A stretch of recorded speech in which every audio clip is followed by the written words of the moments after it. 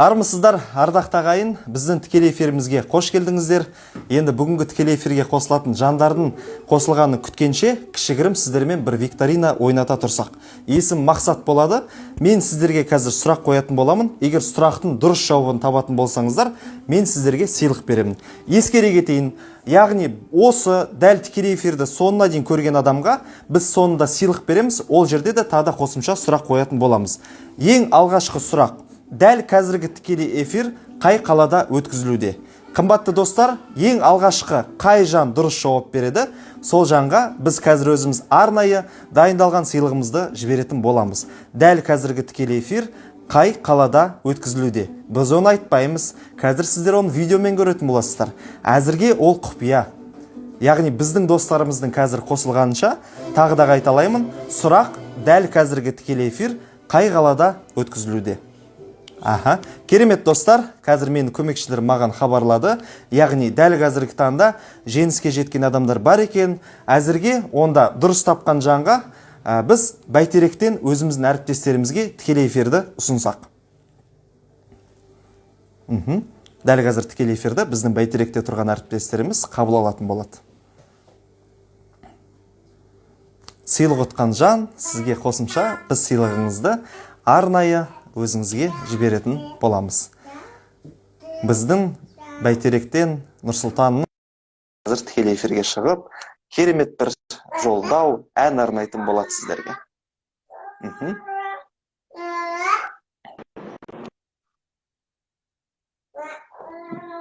Баршаңызды жалпы жақында келіп жеткен Наурыз мейрамымен құттықтағым келіп отыр. Баршаларыңызға береке тілегім келіп отыр. Сала берме көзіңді, сала берсін көзіңді, жары жақсы көрінер, жүгіріп шықтым белесте, белес шақын белесте, осы тұрған атарастарға жебетін есте. Жүгіріп шықтым белесте, белес шақын белесте, осы тұрған атарастарға жебетін есте. Бүгін мейрам, Нұрсұлтанда бүгін той, жақсы көңіл дәстүр менен салар ой.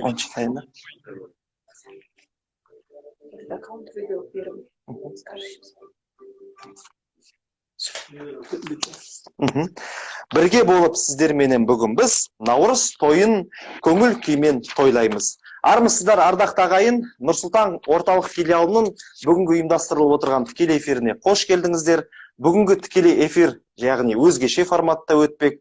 Бүгінгі біз тікелей эфирімізде арнайы өзіміздің банк арқылы несиеге дәл қазіргі таңда өзіне пәтер алып, алған кісінің үйіне келіп отырмыз. Қымбат достар, ескере кететін жайт, дәл алдында бағана біздің қойған сұрағымызға дұрыс жауап берген кісі Аяжан Совет. Аяжан ханым, сіз өзіңіздің сыйлығыңызды қаяқтан және қалай алатыныңыз жөнінде біз сізге қосымша хабарлайтын боламыз. Қымбатты достар, бүгін біз банктан несие алған Әзімбаевтар отбасына келіп отырмыз.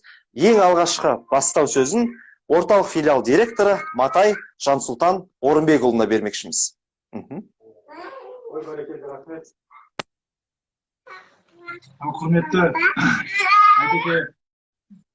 Құрметті біздің көрермендер, отандастар, барлықтарыңызды бүгінгі мынау келіп жеткен көктемнің шуақты, көрікті, ең керемет мейрамы, ұлыстың ұлы күні Наурыз мейрамымен шын жүректен орталық филиалдың атынан құттықтаймын. Енді Наурыз мейрамы тарихы тереңнен бүгінгі күнге жетіп жатқан біздің ұлы мейрамымыз, себебі бұл жылдың басы. Осы жылдың басында қыстың құрсауынан тіршілік атаулының бәрі оянып, жасылға жан бітіп, малдың аузы сол жасылға тиіп, талдар бүршік атып, қардың астынан бірінші бәйшешектер шығып, сол жалпы адамзаттың барлығы осы алдымыз жаз, алдымыз жылы күн деп, сол жылылықты күтіп үмітпен өмірге деген құштарлық артатын керемет мейрам. Сондықтан осы мейрам барлығымызға құтты болсын, Айтеке. Иә, басты осындай мейрамда ұлыстың ұлығын тілейтін басты бата бергенде айтатынымыз бұл ақ мол болсын дейміз. Яғни бұл сөздің ішінде терең мағына жатыр. Яғни барлық жерде бізде молшылық болсын деген сөз. Осы басталып жатқан жылымыз үлкен жақсы жаңалықтармен келіп, алға қойған мақсаттарымыз, соған барлығымыз жетіп, мұраттарымыз асыл болып, деніміз сау болып, бастысы осы келіп жатқан келер жылының берекелі жыл ғой.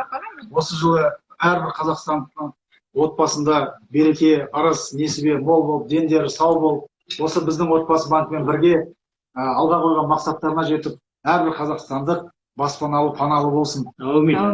Соған Аллах жеткізсін. Осындай қуанышты күндерде бәріміздің басымыз қосыла берсін. Наурыз мейрамы құтты болсын ағайындар. Рахмет. Ал қымбатты достар, қазір ғана біздің сөз сөйлеген орталық филиал директоры Матай Жансұлтан Орынбекұлы болатын. Айналаңнан жаңа көктем лебескен, бұл кезеңде күн менен түн теңескен, сан ғасырлық ата-баба салтына көпір болған Наурыз өзің емеспен деген сөзбен келесі сөз кезегін осы үйдің отағасы Айтбек Керімбекұлына және де Айтбек Керімбекұлының жұбайы Индира ханымға бермекшіміз. Бұл отбасы дәл қазіргі таңда бізге өздерінің отбасылық, яғни дәстүрлерінің Наурыз мейрамына байланысты қалай дайындықтарын жалпы сол жайлы бізге айтып беретін болады. Сөз кезегі өздеріңізде. Ассалаумағалейкум ағайын. Ассалаумағалейкум. Мына отбасы банктен қонақтар келіп отыр бүгін үйге. Наурыз тойына деп, Наурыз мейрамы осы қазақ халқының ең жақсы мейрамдарының бірі. Күн мен түн теңелетін күн. Осы күнге байланысты әрқайсымыздың отбасымызда, біздің отбасыда да осындай үлкен той болады жыл сайын. Наурыз көжестеріне де жыл сайын осылай тәуелсіздік алғалы үйде осы Наурыз тойын өткіземіз, тойлаймыз. Сіздер мені құтты қонақ болып келдіңіздер. Наурыз той құтты болсын. Наурыздан Наурызға жете берейік. Келесі сөзді осыны отқан жұбайыма беремін. Армысыздар, қалайық? Бүгінгі біздің үйімізге қош келдіңіздер. Бізде жыл сайын Наурыз мерекесі сайын мен жыл сайын Наурыз көже пісіремін. Наурыз көжені өздеріңіз білетіндей 7 түрлі дәннен қыстан қалған соғымды қайнатып, үстіне қайнатып жақсылап, одан 7 түрлі дән қосып, кеспе қосып, құрт, айран, май, сүтінді қосып, Наурыз көже жылда дайындаймын. Өйткені балаларым өте жақсы көреді, қонақтарым да жақсы көреді. Осы жылдан Наурыздан осы 7 түрлі дән қосқан себебі қазақ халқы бай болсын, дән көп болсын, нан көп болсын деп қазақ халқын өзіміздің ең басты ет қой, ет тағамын өте жақсы көретін болғандықтан қыстан қалған соғым еттен қосып Наурыз көже дайындадым. Қазір сіздерге ұсынайын. Ал сіздер көже іше отырыңыздар. Рахмет. Ал сізге көже құя отырып, мен бір ән жолдап жіберейін. Қайта оралды қазағымның бүгін дәстүрлері ай. Көптен күткен халқымыздың асыл арман еді ай. Берекелі қазақ жері ең берекелі. Дәстүрлерін ызғып салған қазағымның бұл ежелгі. Шілде ғана бесік той, тұсаукесерсіңге той, ай, ай. Құдақты жүзірға салу керек жарым ай. Алты баған аясында сұлу бойжеткен, қыз бала кең даланың әдімен тербеткен. Ер жігітке жарасады ол бір шықса бәйгеден. Қыз балаға жарасады алқа шашты сәукеле. Жоғалмасын дәстүріміз, ұмытылмасын. Ата-баба көзін иығып сақтайық қазақ дәстүрін. Шілде ғана бесік той, тұсаукесерсіңге той, ай, ай. Құдақты жырға салу керек жарым ай. Алты баған аясында сұлу бойжеткен, қыз бала кең даланың әнімен тербеткен. Ой, тамаша.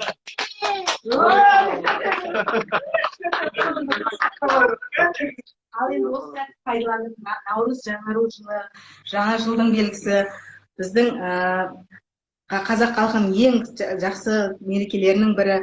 Біз соны ырымдап өзіміздің отбасы банктен алдында үй алдық, міне Аллаға шүкір. Енді ең кішкентай кенже ұлымызға Айбатырға отбасы банкінен тағы да салым шотын ашқымыз келеді.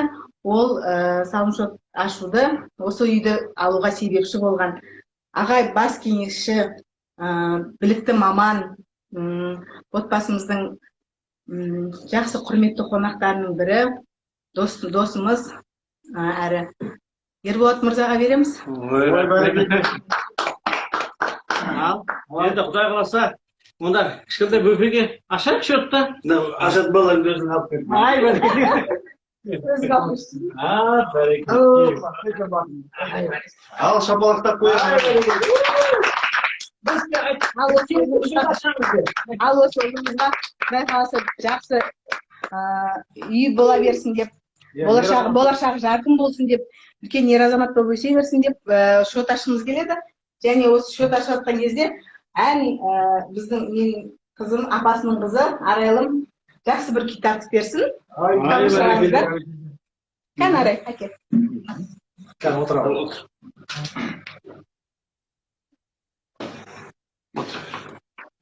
Шотты.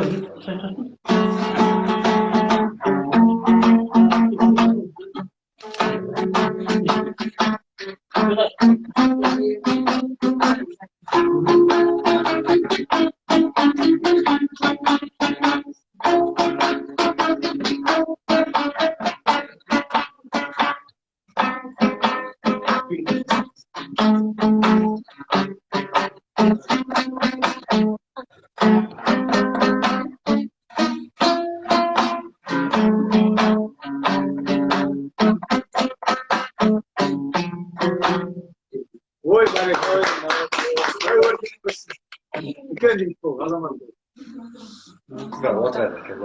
Кел отыра. Менің қызым 4-ші класты бітіреді. Ал қымбатты достар,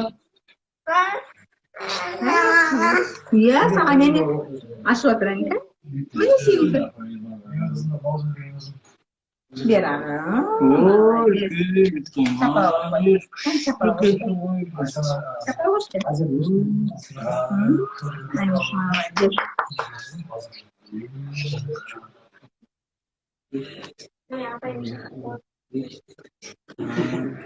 Ал өзің домбырасың.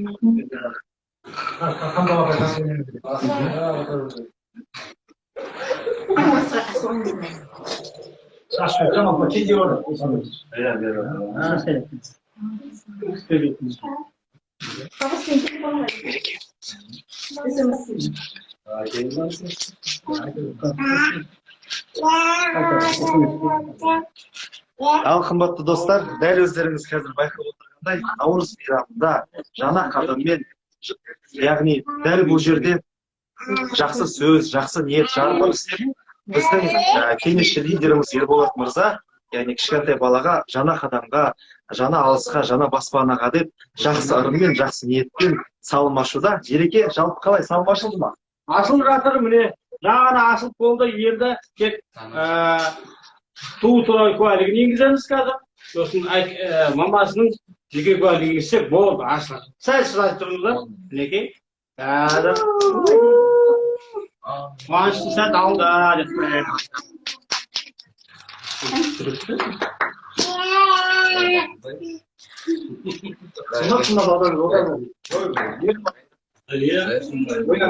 Қанталапай, қанша кім қаншасы қалды. Мына да ойнақсы көрді.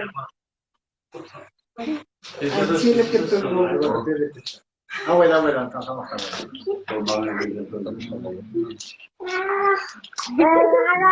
Ішінде батыр. Ал, Айбатыр, бұйыртса, баспаналы бол. Осы салымы керемет болсын.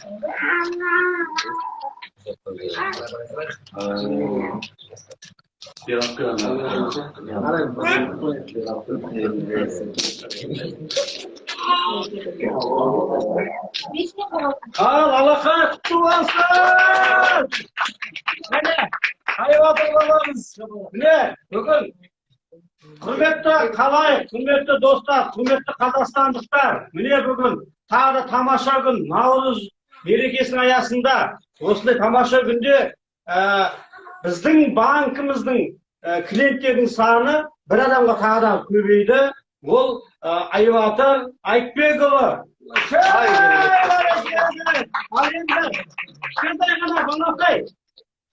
Кішкентай бала, құрметті достар, кішкентай балақайға жаңа ғана бізге салымшы болған Отбасы банктың клиенті болған үшін Отбасы банк тарапынан арнайы кішкентай сыйлығымызды табыс етуге рұқсат етіңіздер. Иә, дәл осы сәтті қолдана отыра, домбыра тартқан қарындасымызға да Отбасы банктың атынан өркені өссін, өнерін өзге өссін деп, үлкен сыйлықпен өзіміздік сыйлығымызды береміз. Енді қымбатты достар, дәл қазіргі дастархан сізде өзіміздің, яғни дәл осы дастарханда жайғасқан жандардың арасында Наурыз тақырыбында кішкене талқылама, яғни Наурыз тақырыбында Матай Жансұлтан Орынбекұлы кішігірім бір жақсылық өзіңіз өлең тартып берсеңіз. Наурыз жайлы. Себебі қайықтан шығып жатқан. Жалпы Наурыз мейрамы өздеріңіз білетін Орта Азия елдерінің ішінде тарихшылардың айтуына 500 жылдық тарихы бар. 500 жылдан бері осы мейрам тойланып келе жатыр. Бұл мейрамның осы көшпенді халықтар арасында алатын орны бөлек, және етене осы қазақ халқының көшпенді осы Орта Азия халықтарының тұрмыс әдет ғұрыптарымен етене араласып, сонымен үйлесіп кеткен мейрам. Себебі осы қыстың құрсауынан барлық тіршілік атаулы осы жер бетінде босап, өмірге деген құштарлық артып, не тіршілік иесінің бәріне жан бітіп, ол сондай керемет мейрам. Және де сол ерте заманғы орта ғасырлық осы астрономдар жалпы жұлдыздардың, шоқ жұлдыздардың өзінің бір циклын жасап беріп, өзінің бастау нүктесіне қайтып келген кез осы күн мен түн теңелетін кезең. Яғни жылдың басы осы кезең. Біз енді әрине жаһандану дүниесінде бұрыннан бері қаншалықты Еуропа Григориан календарымен не қоямыз, жаңағыдай күнтізбесін. Бірақ негізі сол дұрыс жылдың басы осы әрине наурыздан басталады. Осы жерден есеп басталады. Осы күн мен түн теңеліп, ары қарай күн ұзарып, қазақ халқы қыстаудан жайлауға көшер кезінде бір қыс бойы көрмеген ағайын туысқанымен көрісіп, қуанышын бөлісіп, сағыныштарын басып, және де бұл мейрам осы арамызда бар жақсылықтың, отбасын тазалануының, киім тазалануының, қора қопсықты бәрін тазалап, арықты тазалап, тал егіп, және де бұл тек қана осы той мейрамның басы болғанымен, сонымен басталып, ары қарай осы көктемгі үлкен егіс, мал төлдететін сондай кезеңнің басы болған, соған өте мән беріп, және де осы араздасқан елдерді татуластыратын кезең. Енді қазақ халқында сол ру басылар, ақсақалдар осы ертеректе осы жылдың басына дейін араздасқан ру тайпаларды басын біріктіріп, осы күні татуластырған. Және де керек десеңіз, тарихта бар нәрселер, осы соғысып жатқан елдердің өзі осы наурыз мейрамында соғыс тоқтатып, бірін-бірімен татуласып, бітімгершілікке келген.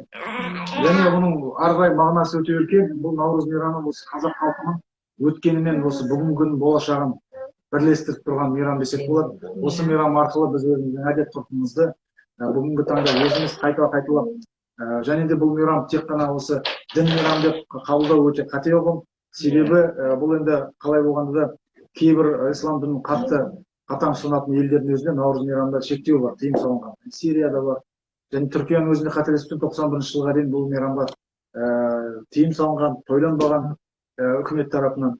Және де біздің осы Кеңес одағы заманында да 26 жылдан 88 жылға дейін, соған дейін өздеріңіз білесіздер ғой, бәріміз көріп сол кезге дейін ата бабаларымыз отбасында, ошақ қасында жаймен атап өткенмен жалпы халқы дүркіреп тойлауға мүмкіндік болмады. Иә, сол кезде есімде осы қазақтың маңдайына біткен ақиық ақын Мұхтар Шаханов ағамыз сол кісі бастама бастап, сол кездегі осы Қазақстанның және де Кеңес одағының басшыларының көзін жеткізіп, бұл діни мейрам емес екен, жалпы халықтық мейрам дәлелдеп, содан бастап тойлап келе жатырмыз. Құдайға шүкір, жақсы өзіміздің тарихымызға, түп тамырымызға қайтып келіп, оны мынау өскелең болашақ ұрпаққа осыны жеткізіп жатырмыз. Сол арқылы біздің өзіміздің ерекшелігімізді, халқымызды бұл мейрамның кереметтігін осылай жеткізіп жатырмыз.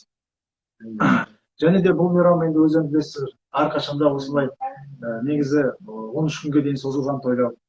Себебі біздің қазір енді батыс өңірлерде сақталып қалған, шынымен Маңғыстау өңірінде көрсін деген 14-нен бастайды. Мысалы, ол өте керемет. Сол кейбір өңірлерде ұмытылып кеткен болса да, қазір таңда осы соңғы жылдары қайта осы әдет ғұрып үрдіс қайтып келіп, қазір жалпы Қазақстан болып осы көрсі күннен бастап наурыз тойлау басталып жатыр. Иә, ол өте керемет. Себебі жаңа айттым ғой, қыстаудан шыққан адам қыста жол жабып, ешкімнің қарым-қатынасы үзіліп, бірнеше ай бойы 6 ай кейбір жерде болады. Сол заманда содан кейін жол ашылып, қар еріп, қатынасуға мүмкіндік болған кезде келіп көптен көрмеген көңілдерін айтып, қуаныштарын бөлісіп, сағыныштарын басып, мауқын басып сөйтіп жататын керемет кезең. Оның аяғы өздеріңіз білесіздер, жаңағыдай жас боз балалар мен қыз балалар алтыбақан теуіп осы кезеңде наурызда сау кесіп,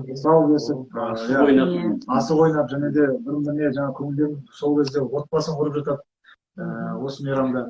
Және де бұл мейрам әрине осы керемет әнмен жалғасын тауып жатыр. Ал демек қазақ жоқ демекші, не дейміз? Мен өзім бір бесім қосып.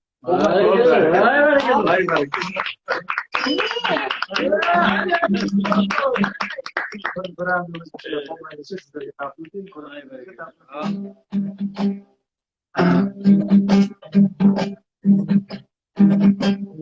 Dünyaya karab dursun, şollar ike,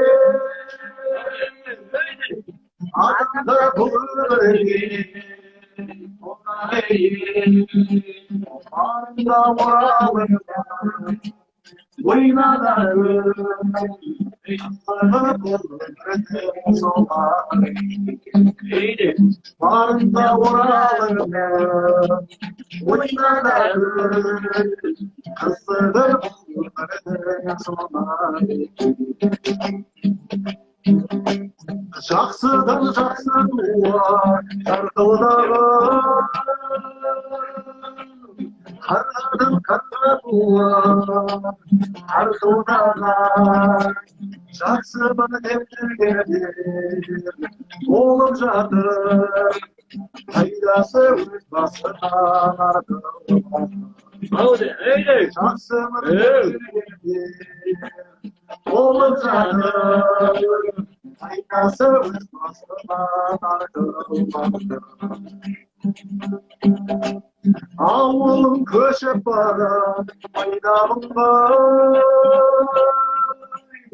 Yüzüm köreledim aylağına Arında varalığına Oynadık kızaldın çıkırız maydanımda Arında varalığına Oynadık kızaldın çıkırız maydanımda Kızaldın çıkırız maydanımda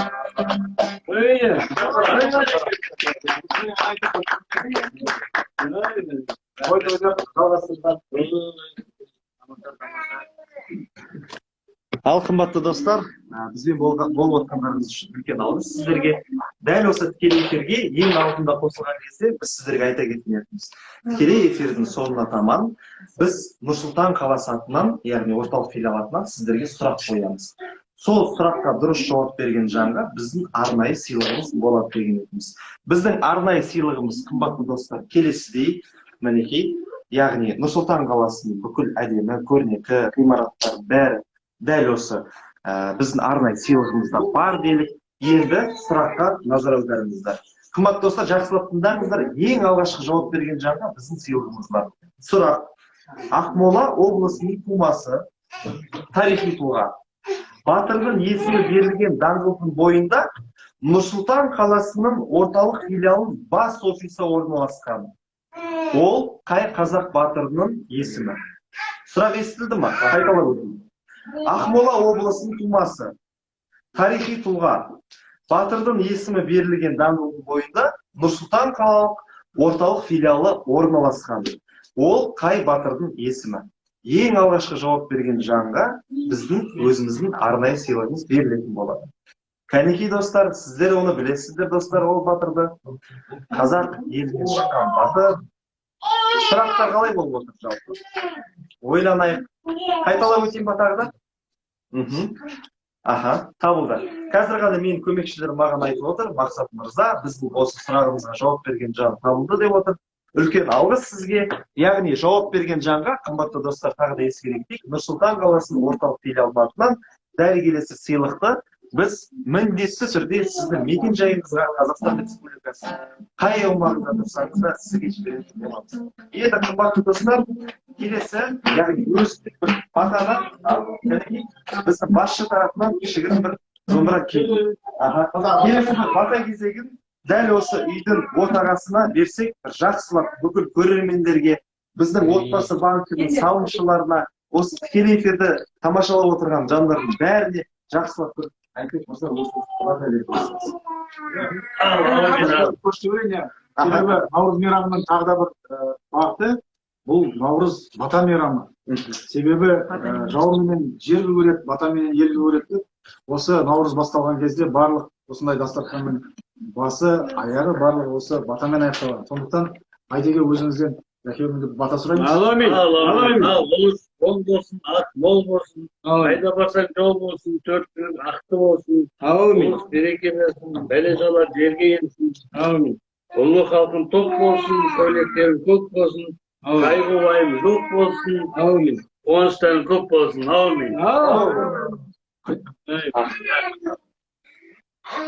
Иә, үлкен алғыс сізге. Қымбатты достар, қазір ғана көмекшілерім, яғни дәл алдыңғы конкурста кім жеңгені жөнінде ақпаратты маған айтып берді. Симба 21-93 сізге міндетті түрде, яғни жеңіске жеткен сыйлығыңызды біз жіберетін боламыз. Енді қымбатты достар, Нұр-Сұлтан қалалық орталық филиалының тікелей эфирінде болған сіздерге үлкен алғысымызды білдіреміз.